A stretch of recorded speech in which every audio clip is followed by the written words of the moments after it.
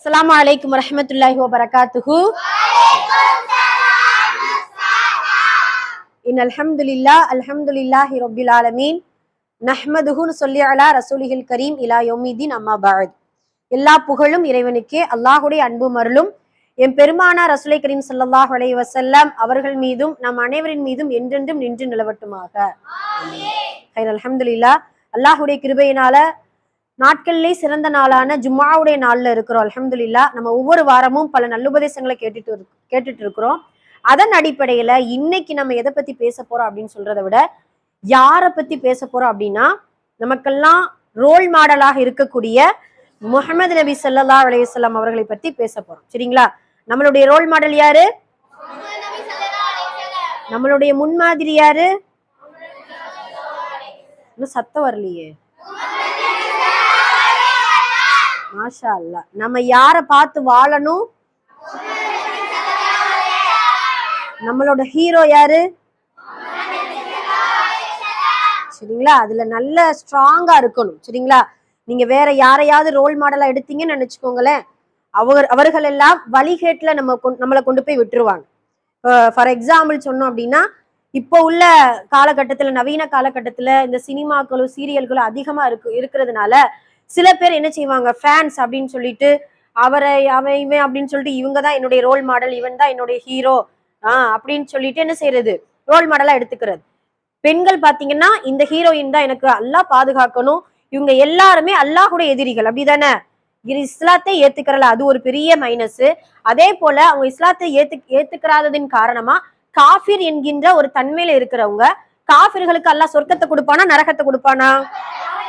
நாம அவங்கள பின்பற்றணும் அப்படின்னா அவங்க நரகத்துக்கு போகும்பொழுது நம்மளே என்ன செஞ்சிருவாங்க, அப்படியே அல்லாஹ் பாதுகாக்கணும். அதனால தான் நம்மளுடைய ரோல் மாடல், நம்மளுடைய ஹீரோ, நம்மளுடைய முன்மாதிரி, நம்மளுடைய வாழ்க்கை யாரை பார்த்து வாழணும், உஸ்வத்துல் ஹசனா, அதாவது முன்மாதிரியாக இருக்கக்கூடியவங்க ஒரே தலைவர் நபி ஸல்லல்லாஹு அலைஹி வஸல்லம் அவங்க தான். இன்னைக்கு நம்ம ஏன் அவங்கள பத்தி பேச போறோம் அப்படின்னு சொல்லும் பொழுது, இந்த மாதம் என்ன மாதம்? ரபியுல் அவ்வல். சரி, ரபியுல் அவ்வல் அப்படின்னா என்ன அர்த்தம் தெரியுமா? ரபியுல் அவ்வல் அப்படின்னா என்ன அர்த்தம்? போன வருஷம் சொல்லி கொடுத்தோம், அது மறந்து போச்சு. இன்னைக்கு கூட நேத்தும் இன்னைக்கு அந்த ஷார்ட்ஸ் கூட போட்டிருந்தோம், அதெல்லாம் பாக்குறது கிடையாது. ரபியுல் அவ்வல் அப்படின்னா என்ன அர்த்தம்? முதல் வசந்தம். என்ன அர்த்தம்? அவ்வல் அப்படின்னா முதல், ரபி அப்படின்னா வசந்தமான காலம். ரசூல் ஸல்லல்லாஹு அலைஹி வஸல்லம் அவங்க பிறந்ததின் காரணமா அல்லாஹ் தஆலா இந்த மாதத்துக்கு ரபியுல் அவ்வல், முதல் வசந்தம் அப்படிங்கிறத நமக்கு இது பண்ணி கொடுத்திருக்கு. அல்ஹம்துலில்லாஹ். அப்ப முதல் வசந்தமாக இருக்கக்கூடிய இந்த மாதத்துல ஈருலக தலைவர் முஹம்மது நபி ஸல்லல்லாஹு அலைஹி வஸல்லம் அவர்கள் இந்த மாதத்துலதான் என்ன செஞ்சாங்க, பிறந்தாங்க. அல்ஹம்துலில்லாஹ்.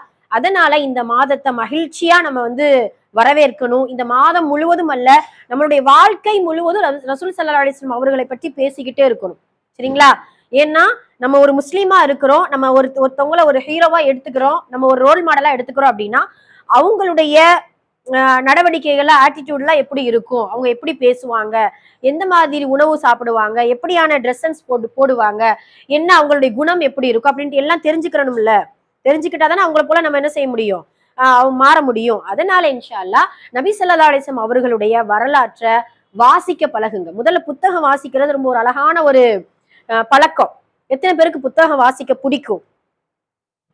உண்மையே சொல்லணும், பொய் சொல்லக்கூடாது. எந்த புத்தகம்னாலும் பரவாயில்ல, பிடிக்குமா? வாசிக்க பிடிக்குமா? சரி, மாஷா அல்லாஹ். கீழே போட்டுக்கோ. சரி, நபி ஸல்லல்லாஹு அலைஹி வஸல்லம் அவர்களுடைய வரலாற்றை எத்தனை பேர் வாசிச்சிருக்கீங்க? முழுசா இல்ல, நான் ஏதோ கொஞ்சம் நான் வாசிச்சிருக்கேன் அப்படின்னு சொல்றவங்க மாஷா அல்லாஹ். பெரிய பிள்ளைங்க வாசிச்சிருக்கியா வரீரா? சரி, அல்ஹம்துலில்லாஹ். சரி, கைக்குள்ள போட்டுக்கோ. சரி, இன்ஷா அல்லாஹ் இனியாவது நம்ம என்ன செய்யணும், நபி ஸல்லல்லாஹு அலைஹி வஸல்லம் அவங்களுடைய வரலாறுகள் நிறைய கித்தாபுகள் இருக்குது. இப்ப அதுலயும் ரொம்ப சிறப்பா உங்களுக்கு புரியுற மாதிரியான ஒரு கித்தாப் அப்படின்னு சொல்லும் பொழுது, உங்க குட்டி பிள்ளைகளுக்குன்னே நபி ஸல்லல்லாஹு அலைஹி வஸல்லம் வரலாறு ரொம்ப சுருக்கி அழகா உங்களுடைய இந்த மழலையுடைய மொழியிலேயே அந்த கித்தாப் வடிவமைச்சிருக்காங்க. இன்ஷா அல்லாஹ் இந்த கித்தாபு என்ன அப்படிங்கறத நான் கடைசி காட்டுதேன். அதை விட ரொம்ப சிறப்பான கித்தாப் அர் ரஹீக் அல் மக்தூம் என்கின்ற கித்தாப் தான். ரொம்ப நபி ஸல்லல்லாஹு அலைஹி வஸல்லம் அவர்களுடைய வாழ்க்கை வரலாற அவ்வளவு அழகா துல்லியமா ஆதாரபூர்வத்தோடு நம்மளுக்கு அந்த கித்தாபை நமக்கு சொல்லி கொடுத்திருக்கிறாங்க. சரி, இது எதுக்காக சொல்ல வந்தோம் அப்படின்னா, இப்படி கித்தாபுகளை வாசிக்க பழகிக்கிறணும். அதுல ரொம்ப முக்கியமா இஸ்லாமிக் ஹிஸ்டரி, அதுல ரொம்ப முக்கியமா நபி ஸல்லல்லாஹு அலைஹி வஸல்லம் அவர்களுடைய வரலாறுகளை எல்லாருமே என்ன செய்யணும், இன்ஷா அல்லாஹ் வாசிக்க பழகிக்கிறணும். சரிங்களா?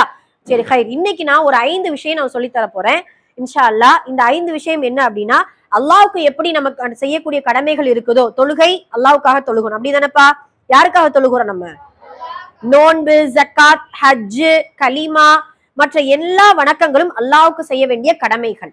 அல்லாஹ்வுடைய தூதர் முஹம்மது நபி ஸல்லல்லாஹு அலைஹி வஸல்லம் அவர்களுக்கு செய்ய வேண்டிய சில கடமைகள் உண்டு. அதுல 5 முக்கியமான கடமை இருக்கு. சரிங்களா? நபி ஸல்லல்லாஹு அலைஹி வஸல்லம் அவர்கள் நமக்காக தான் இந்த உலகத்துல வாழ்ந்து மரணிச்சுட்டு போயிருக்கிறாங்க. நமக்காகத்தான் இந்த உலகத்துல இப்படித்தான் நீங்க வாழணும் அப்படின்னு சொல்லி கொடுத்துட்டு போயிருக்காங்க. அதனால அவங்களுக்கு நன்றி செலுத்தும் விதமா இந்த 5 கடமைகளை கட்டாயம் செய்யணும். சரிங்களா? 5 கடமைகள் நல்லா கவனிப்போமா? ஃபர்ஸ்ட் கடமை, அவர்களை ஈமான் கொள்ள வேண்டும். ஈமான்னா என்ன அர்த்தம்? நம்பிக்கை. ஈமான்னா என்ன அர்த்தம்? நம்பணும். முதல்ல நபி ஸல்லல்லாஹு அலைஹி வஸல்லம் அவர்கள் யாரு? அல்லாஹ்வுடைய தூதர், அல்லாஹ்வுடைய அடியார். நம்ம அவ்வல் கலிமா சொல்லுவோம்ல, அந்த அவ்வல் கலிமாவுடைய அர்த்தம் என்ன? வணக்கத்திற்குரியவன் முஹம்மது நபி அல்லாஹ்வுடைய அடியாராகவும், மாஷா அல்லாஹ், அல்லாஹ்வுடைய அடியாராகவும் திருத்தூதராகவும் இருக்கிறார். இந்த வார்த்தையை, இந்த கலிமாவை சொன்னாதான் நாம இஸ்லாத்துக்குள்ளேயே நுழைய முடியும். அப்படிதானே? மத்த எந்த வார்த்தையை சொன்னாலும், இப்ப உதாரணமா ஒரு மாற்று மத சகோதரர் வர்றாருன்னு நினைச்சுக்கோங்க, நான் 5 நேரமும் நான் தொழுகிறேன், அதனால நான் முஸ்லீம் ஆயிட்டேன் சொல்ல முடியுமா? கலிமா சொல்லணும். அந்த கலிமாவுல இருக்கக்கூடிய வார்த்தையை முழுமையா ஈமான் கொள்ளணும். ஈமான்னா நம்பணும். அல்லாஹும் நம்ம பார்க்கல, ஆனா அல்லாஹ் இருக்கிறாங்கிறத நம்புறோம் இல்லையா? அதே போலத்தான் ரசூல்லாவை யாராவது நம்ம பார்த்திருக்கோமா? ஆனா இந்த உலகத்துல பார்த்தவங்க இருக்காங்களா? ஏல ரசூல் ஸல்லல்லாஹு அலைஹி வஸல்லம் பார்த்தவங்க தானே சஹாபாக்கள். புரியுதுங்களா? அதை புரிஞ்சுக்கிறோம், மறக்க கூடாது. நபி ஸல்லல்லாஹு அலைஹி வஸல்லம் அவர்களை பார்த்தவர்கள் எல்லோரும் சஹாபாக்கள். அதனால தான் நபி ஸல்லல்லாஹு அலைஹி வஸல்லம் அவர்களுடைய உருவம் எப்படி இருக்கும், அவங்களுடைய கண் எப்படி இருக்கும், அவங்களுடைய நிறம் எப்படி இருக்கும், அவங்களுடைய ஹைட் எப்படி இருக்கும், அவங்களுடைய முடி, அதான் அழகா நபி ஸல்லல்லாஹு அலைஹி வஸல்லம் அவங்க அதுக்கு மேல ஒரு தலப்பா வச்சிருப்பாங்க. அந்த தலப்பா எப்படி சீவாங்க அப்படின்னா, இப்படி சீவி இங்கனுக்குள்ள என்ன செஞ்சிருக்கும், கொஞ்சோண்டு முடி இருக்குமா. அவ்வளவு அழகா அவங்களுடைய ஒவ்வொரு அங்க அசைவுகளும் உருவத்தையும் சஹாபாக்கள் பார்த்ததுனாலதான் நமக்கு சொல்லி கொடுக்குறாங்க.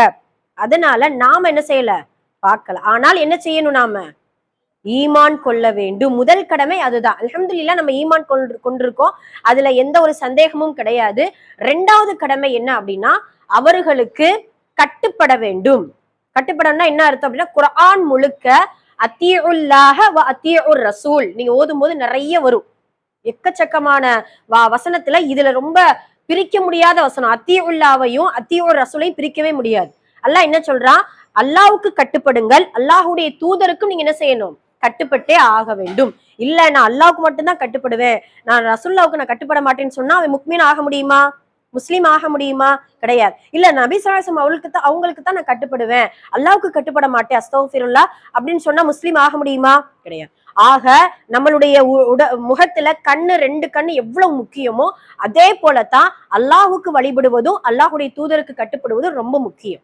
கட்டுப்படுதுன்னா என்ன அர்த்தம், அவங்க ஏதாவது ஒரு செயல் சொன்னாங்க, இதை நீங்க செய்யுங்க அப்படின்னு சொன்னா நம்ம செஞ்சே ஆகணும். இதுல இருந்து நீங்க தவிர்த்துக்கோங்க, இது நல்லது இல்ல, இந்த இந்த இப்படியான விஷயத்த நீங்க செய்யவே கூடாது அப்படின்னு சொன்னா நம்ம என்ன செஞ்சுக்கிறோம், அதுல இருந்து விலகிக்கிறோம். இதுதான் கட்டுப்படுதலுடைய தன்மை. புரியுதுங்களா? இப்ப முதல் கடமை என்ன, ஈமான் கொள்ளுதல். 2வது கடமை என்ன, அவர்களுக்கு முழுமையாக கட்டுப்படுதல். 2வது. 3வது என்ன அப்படின்னு சொல்லும் பொழுது, அவர்களை உயிருக்கும் மேலாக நேசிக்க வேண்டும். ரசூல்லா உங்களுக்கு பிடிக்குமா அப்படின்னு கேட்டா என்ன சொல்லுவீங்க, பிடிக்கும்னு சொல்லுவீங்க. அல்ஹம்துலில்லாஹ் பிடிக்கணும், ஆனால் உயிருக்கு மேலா நேசிக்கணுமா. அதுக்கு எப்படி நம்ம புரிஞ்சுக்கலாம் அப்படின்னா, உங்களுக்கு பிடிச்ச ஃப்ரெண்ட்ஸுங்க இருக்கலாம், பிடிச்ச பேரண்ட்ஸ், அம்மா அத்தா நிறைய பேருக்கு பிடிக்கும். நீங்க நம்ம கேட்கும் போது என்ன செய்ய, எனக்கு நான் உயிருக்கு மேல அவங்கள நான் நேசிக்கிறேன் சொல்லுவோம் இல்லையா? அவர்களை விட ரசூல்லாவைத்தான் நம்ம என்ன செய்யணும், ஃபர்ஸ்டா உயிருக்கு மேலா நேசிக்கணும். ஏன்னா நம்ம தாய் தந்தையரை ரொம்ப நேசிக்கணும், அல்ஹம்துலில்லாஹ். நான் உயிருக்கு மேல நேசிக்கிறோம் அப்படின்னா மறுமையில அந்த தாய் தந்தை நமக்கு உதவி செய்வாங்களா? ஏதாவது நன்மை கொடுப்பாங்களா? ஐயோ என் பிள்ளையாச்சே, நான் பெற்றெடுத்த மகனாச்சே மகளாச்சே, இந்த ஒரு நன்மையை வச்சுக்கோ, நான் அஞ்சு வக்து தொழுகை தொழுத, இந்த 2 வக்து தொழுகையுடைய நன்மை நீ வச்சுக்கோ, நான் மூணு வக்து தொழுகையுடைய நன்மை நான் வச்சுக்கிறேன்னு பிரிச்சு கொடுப்பாங்களா? கொடுக்கவே மாட்டாங்க. உன்னுடைய சகோதரன், உன்னுடைய சகோதரி, உன்னுடைய தோழி, தோழன் யாருமே மறுமையில உதவி செய்ய முடியாது. ஆனா அல்லாஹுடைய தூதர் நமக்கு உதவி செய்வாங்க. எப்படி உதவி செய்வாங்க?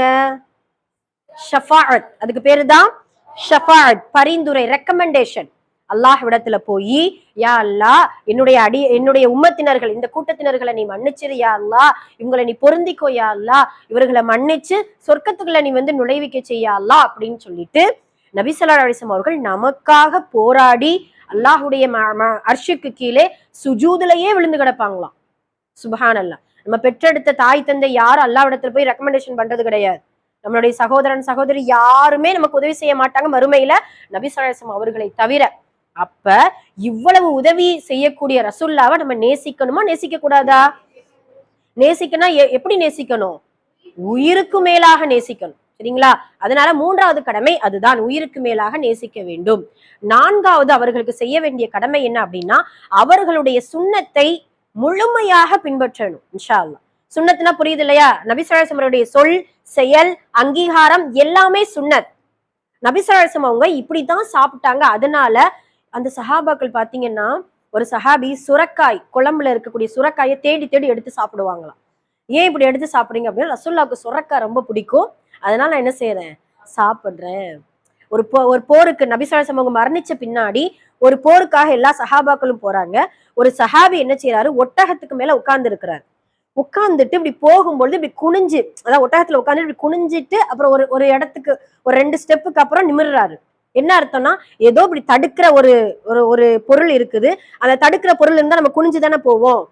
அது ஏன் இப்படி போறீங்க அப்படின்னு மத்த சஹாபாக்கள் கேட்க, இல்ல ரசூல்லா வாழ்ந்த காலத்துல ஒரு மரம் இங்கனக்குள்ள இருந்துச்சு, அந்த மரத்துடைய கிளைகள் ரொம்ப தாழ்த்தி இருந்துச்சு, ரசூல்லா இத குனிஞ்சு போனாங்க, அதனால நான் என்ன செஞ்சேன், குனிஞ்சு போனேன். சுப்ஹானல்லாஹ். ஆனா அந்த இடத்துல இப்ப மரமும் இல்ல, அதனுடைய கிளைகளும் இல்ல.